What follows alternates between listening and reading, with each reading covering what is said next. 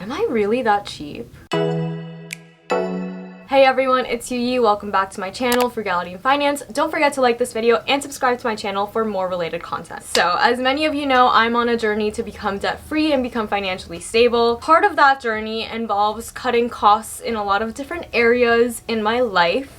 And it resulted in me becoming a very self-identified frugal person. So I want to give my own thoughts on frugality, what it is, you know, how I've kind of incorporated it into my life, and how frugality can often be misconstrued with cheapness. So if you look up the word frugality in the dictionary, the standard definition of the word is some sort of variation of being economical with money, food, being thrifty. However, some of these definitions even include being economical with your time, which is something that I place a very high value on when I think about the word frugality. Personally, I think that frugality just means that you really value what you actually end up spending on. This doesn't necessarily involve actual tangible things. This could be a feeling or experience that you've always wanted to have. I find that if you spend money or time on doing such things, that's frugality. In terms of tangible items, I like purchasing things that will ideally last a long time. Some items could be a good return on your investment, but they don't necessarily have to be. For example, I bought this camera for YouTube and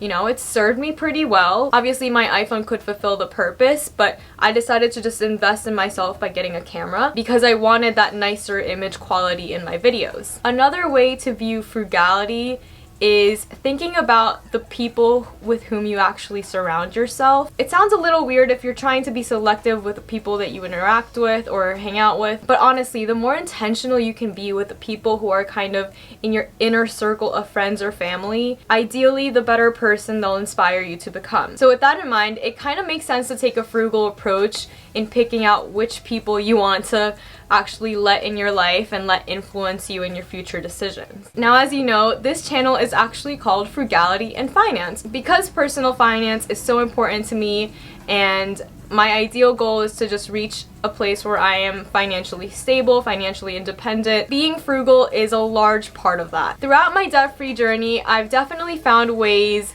to be very economical in certain areas of my life. For example, I try not to go out to eat a lot. I like staying at home a lot so that I don't spend money, and that's definitely been interesting, but furthermore, it's really helped me kind of reach my financial goals in terms of paying my student loans off because I just don't waste my money. Ultimately, eating out is not something that is that valuable to me. You know, I obviously love going to restaurants, do not get me wrong, I love food, but when you compare that with being debt-free, you know, one kind of weighs out the other, and that's kind of how I've lived my life for the past 3.5 years, and I'm okay with that. In fact, it helped me kind of discover that I really like cooking, I like baking certain things. So in the process of being rather frugal, borderline cheap, I definitely would say that I learned a lot from it. So I do consider not eating out kind of being more on the frugal side for me, but for other people, eating out is really, really important to them, and that could be the thing that they spend on, that they invest in, because it adds so much value to their lives. Alright, so now we can get to the cheap side of things. So if you look up the word cheap, what you'll typically get is something that's, you know, inexpensive, low in price, but I'm really talking about people who are cheap, you know, the cheapskates. These are people who are very, very reluctant, as I saw in one definition, to actually spend money. This is very apparent if you watch any of those cheapskate videos. I know I've seen Graham Stephan react to a bunch of those, and they're pretty surprising, some of them. I've never gotten to the point where I think I could call myself a cheapskate. Hold on. I'm saying this even though I once definitely broke the self-checkout machine because I tried paying for all my groceries in coins. In my defense, there was a coin shortage. But some of those people have very interesting ideas, just saying. I personally don't really identify as a cheap person considering how much I can spend on certain items like Gymshark. Some people who are cheap just purposely go without certain items in their daily life. Oftentimes they do have the money to afford it, but they just choose not to because they don't want to spend the money on it. There's also another side of things where there are extreme couponers, and some of these people are really very impressive with the way that they get their coupons and how many items they can actually get. You know, I've seen an episode where the store actually owed them money. It's so wild to see these episodes and, you know, kind of the planning that goes into it. But at some point, you do not need 20 bottles of detergent. I don't know if they try selling it, you know, maybe then it's worth the time and effort that you're putting into couponing.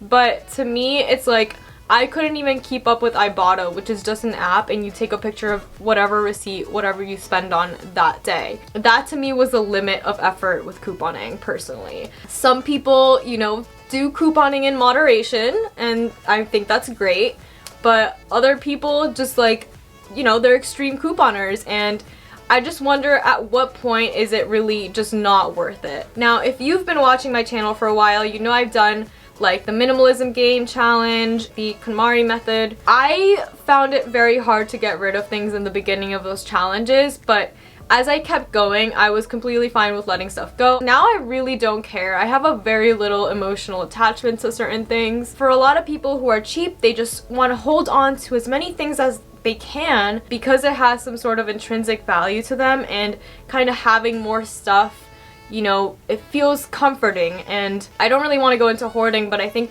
that's also part of why people, you know, kind of accumulate items and they find it really, really hard to let it go. And I've definitely experienced those feelings of not wanting to let go of certain things, but once I get over it, I'm completely fine, and I'm like, I didn't even use this item anymore, like it doesn't matter. Because in the end, one item or spending a few dollars on a drink here and there really won't ruin my financial goals. The issue is mostly the time and effort that you put into being cheap and how much you're sacrificing. Which brings me to the idea that time is money. Being frugal with my time is really important to me.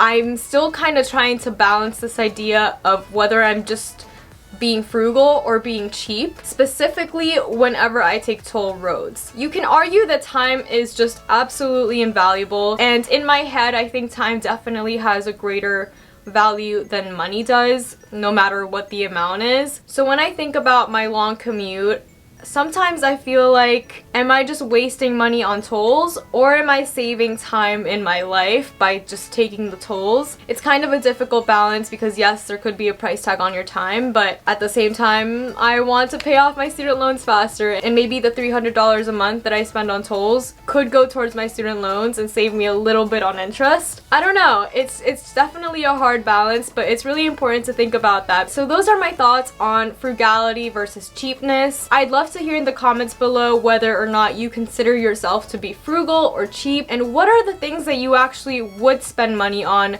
no matter what.